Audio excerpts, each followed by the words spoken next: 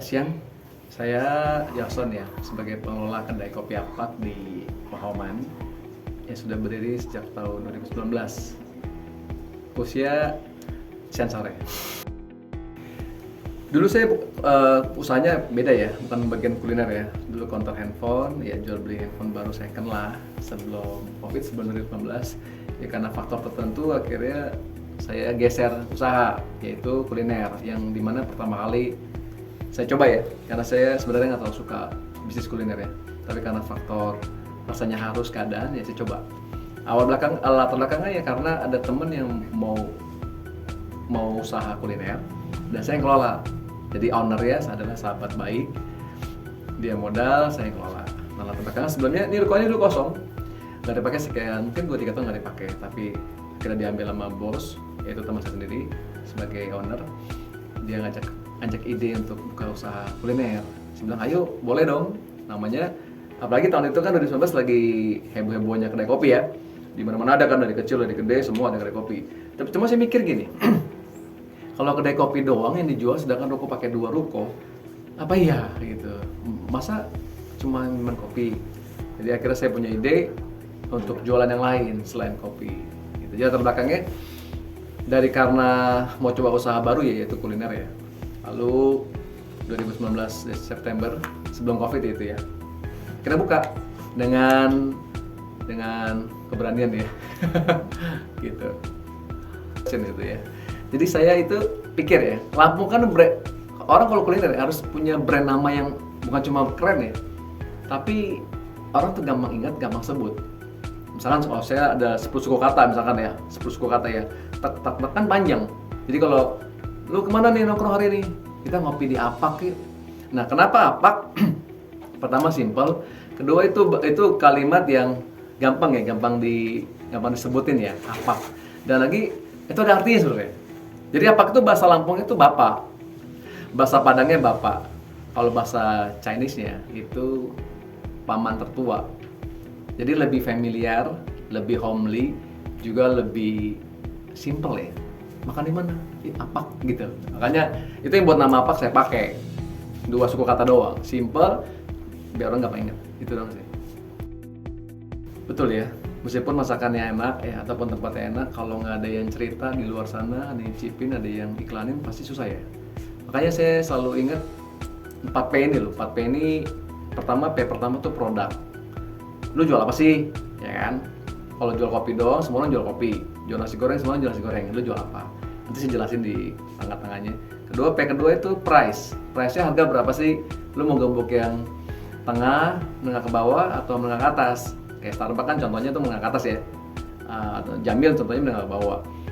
Produk, price, dan place. Place-nya di mana? Ya kalau kita buka kedai kopi tentu yang kalau bisa pinggir jalan. Kalau mau di gang boleh sih, kalau memang rasa kamu, harga kamu sangat-sangat bagus ya. Keempat itu promotionnya, tadi kamu bilang. Gimana cara promosinya? Ya sekarang sih udah enak ya teman-teman ya. Karena udah media sosial, Instagram, TikTok, Facebook. Jadi udah very easy ya kalau untuk promosinya. Kalau mau ditambah lebih banyak pelanggan baru datang, tentu kamu harus bayar budget. Contohnya bayar kuliner Lampung ya kan. Durasi sekian, dia posting dengan follower banyak di Instagramnya, kita bisa dapat pelanggan baru. Kalau untuk pelanggan lama, atau pelanggan yang mau coba akhirnya jadi bertahan lama, itu pastikan rasa dan harga itu stabil ya. Kalau enggak susah ya. Karena sifat ciri khas orang Lampung itu kalau makan biasa heboh di awal. Setelah itu tergantung kalau enak atau mereka suka, heboh terus ya. Tapi kalau mereka bosan ya udah kayak nasib si boba kan. 2-3 tahun itu omset gede banget. Tahun keempat game over. Sampai sekarang orang buka boba dimanapun orang udah malas gitu. Jadi janganlah buka kuliner yang ada musiman. Kalau bisa sepanjang musim orang suka baksonya, kopinya kayak gitu. Bisa lewat teman, bisa lewat promosi iklan di media sosial, bisa lewat koran, apa saja lah kalau mau pakai. Lainnya bagus ya. Kalau sebelum COVID, asal modal kamu cukup, terus rasa kamu kualitasnya bagus, tempatnya bersih, itu enak banget ya. Apalagi saya mengunggulkan bakso gepeng ya, karena di Lampung kan bakso gepengnya nggak ada ya, bukan cuma dikit ya, tidak ada sama sekali. Dan saya memastikan itu bakso cukup kualitas lah ya. Nah sebelum COVID itu kan enak, awal buka orang yang mau coba banyak kan, penasarannya tinggi kan. apalagi kalau enak, mereka kan terus jadi pelanggan tetap, atau dia cerita ke teman-temannya, tetangganya untuk beli di kedai kopi apa kan. Jadi lumayan tuh. Struggle pertama karena belum terbiasa di kulineran, makanya stresnya gini. Dulu kan, ini cerita aja ya, curhat dikit. Dulu kan saya main di counter handphone, cuma paling jual beli handphone baru second kan. Tapi kalau di kuliner itu beda banget, Aurora. Bedanya gini, kamu mesti pikirin bawang, cabai, naik harga, turun harga, terus beli berapa, kebanyakan busuk, kedikitan susah. Nah itu kan sesuatu yang baru buat saya. Jadi itu struggle di awal tuh mungkin adaptasi 2-3 bulan, adaptasinya gini. Kan cari lebih murah dong. Misalkan kamu beli mau jus buat jus jeruk, kamu nggak asal beli jeruk di supermarket mahal kan, kamu harus beli jeruk di supermarket yang di pasar yang harganya terjangkau dan kualitasnya bagus. Kenapa? Karena bisa profitnya lebih tinggi dong, kan gitu logikanya. Jadi itu struggle buat saya karena saya bukan nggak pernah ke pasar, jarang ke pasar setelah awal kuliner, jadi harus tahu harga pasar kan. Lalu mikirin stok, kamu beli kebanyakan juga percuma, akhirnya kebuang, akhirnya jadi biaya pengeluaran kan. Itu struggle pertama. Kedua, jam tidur mulai kan buka pagi sampai malam. Itu udah mulai kacau tuh, pembukaannya pening. Kalau handphone kan cuma 1, 2, 3 handphone udah. Kalau pembukaan di kedai kan, cabai beli sekilo kan nggak habis hari itu, habis 4-5 hari kalau rame, kalau sepi 5-6 hari, kalau rame kan 2 hari. Itu kan bingung pengeluarannya, itu perlu belajar adaptasi, itu struggle ya. Tapi untuk omset, kalau harga kamu bagus, tempat kamu bagus, produknya bagus, masuk khawatir soal omset gitu. Nah itu sebelum COVID. Tapi setelah pas COVID, nah itu menderita sekali karena bukan cuma kedai kopi apa, mungkin seluruh restoran menderita karena orang nggak berani dekatan kan. Apa tuh bahasanya physical distancing, susah. Sedangkan kedai makan kan harus sebangku, bekas orang lain duduk kan setelah itu kan, itu perlu dipikirin. Nah itu stres banget, nah itu struggle-nya. Akhirnya omset sangat-sangat turun drastis. Tapi berjuang dari ya menghemat aja dah kehidupannya. Nah sesudah COVID beranjak lagi pelan-pelan, musik kayak dulu lagi tuh, jaga kualitas rasa, terus tetap promosiin ke teman-teman, sampai kalau bisa naik terus pertumbuhan omsetnya. Gitu. Kalau yang berjalan sebelum COVID itu mungkin sekitaran 100-an juta sebulan ya. Tapi pas COVID mungkin di bawah 20 ya. Tapi lagi setelah COVID lagi beres, mungkin sekarang rata-rata 70-80 ya sebulan ya. Itu nggak bisa dibilang banyak sih, tapi juga nggak bukan dikit juga. Cuma kalau yang bagus adalah omset di atas rata-rata 200 juta sebenarnya sebulan. Itu sih bagus banget minimal ya, karena ada tempat lain mungkin ada yang 1 miliar sebulan kulineran ada. Dan kamu hitung aja kalau sebulan kita ambil profitnya 30%, berarti kan dari 1 miliar omset adalah 300 juta bersih. Itu udah potong seluruh operasional ya, gaji karyawan, listrik dan teman-temannya. Jadi kalau di kedai sendiri di sini sampai hari ini mungkin di antara under 100 lah setiap bulan. Jadi sempat waktu itu kita ngobrol sama karyawan. Mereka juga paham ini kondisi dunia kan, nggak cuma Lampung yang dunia. Jadi kita bilang kami nggak sanggup bayar kalau utuh. Jadi bersedia nggak dipotong sekian puluh persen, kalau nggak apa-apa, paling istirahat sampai keadaan membaik. Mereka akhirnya semua keadaan mengerti dan setuju. Mungkin kalau mereka berpikir daripada di luar juga nggak ada kerjaan kan, lebih dipotong. Jadi setelah COVID beres, kembali normal. Jadi harusnya sebagai owner atau pengelola kuliner, mereka harus bijaknya begini, bijak ya. Jangan terlalu pelit juga jangan terlalu boros ya. Artinya hargai kinerja karyawan sesuai dengan pekerjaannya. Gitu.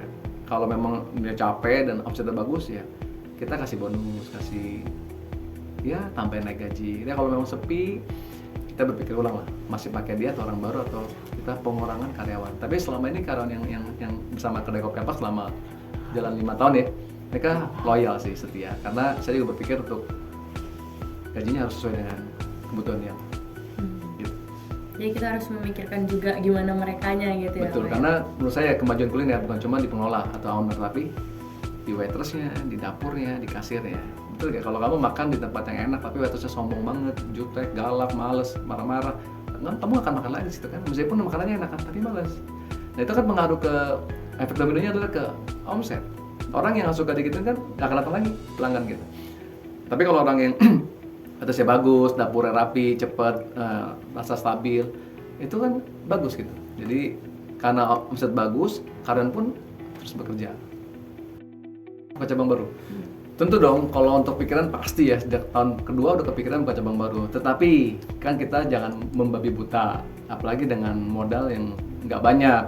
Beda kalau ownernya memang bertekad untuk di kuliner buka cabang langsung. Kita ada contohnya kan, kayak mie di Lampung kan, atau es krim di Lampung sekali buka cabang banyak kan, belum setahun 2 tahun buka banyak itu. Ya itu boleh saja sih.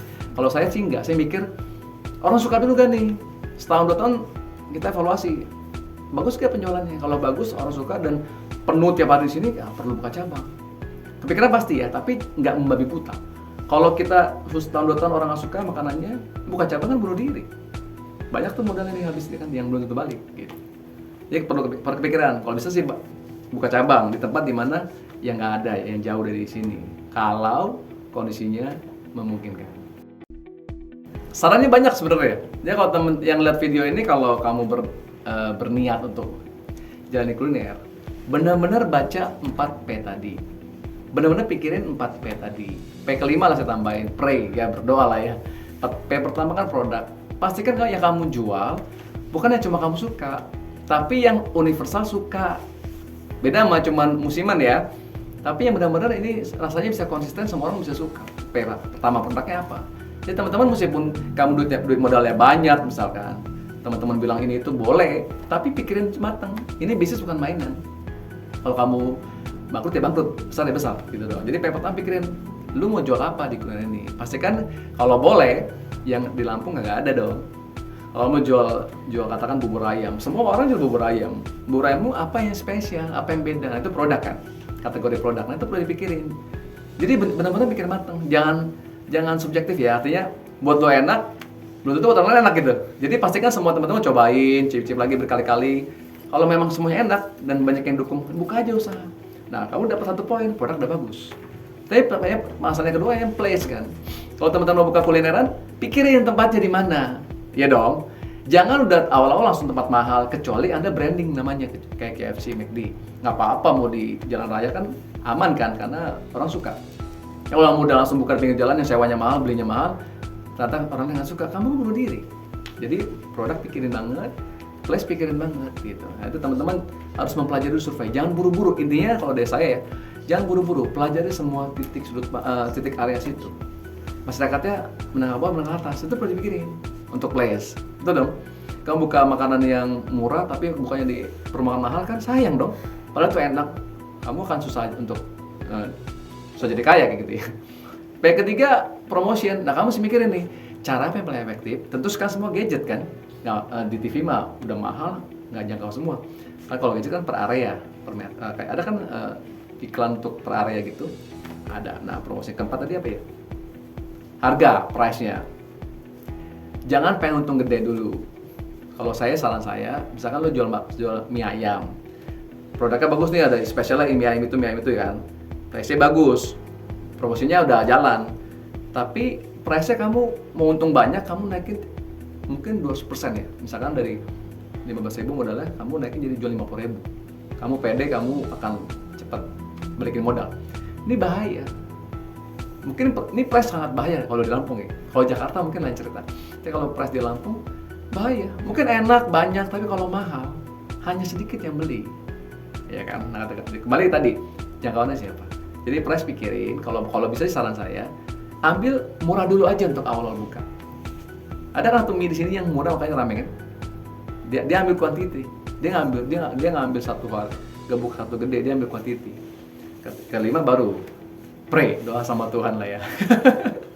Biar Tuhan restui usaha kamu. Ituin, survei, lihat, pikirin matang, jangan buru-buru.